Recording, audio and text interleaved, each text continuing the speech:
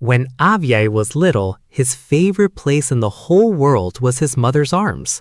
And whenever the world felt too big, his mother's arms made everything feel small and safe. Every night, she would carry him to bed and whisper that he was her little boy. Years passed. Avyay grew taller.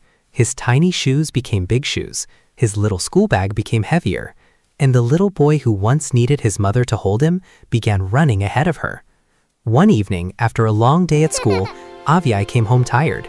His mother opened her arms, just as she had done when he was little. Without thinking, Avyay stepped into them. But something was different. His knees almost reached her waist. His head no longer rested neatly on her shoulder. His feet touched the floor.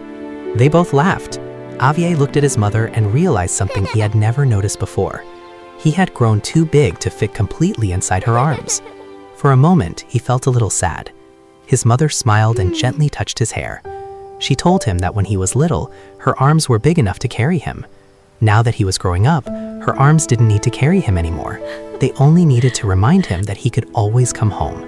That night, Avyay looked at an old photograph.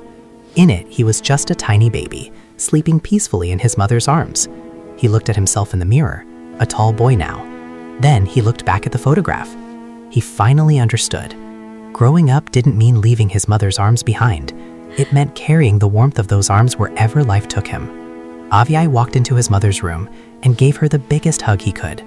This time, she couldn't wrap her arms completely around him, but she held him as tightly as she could.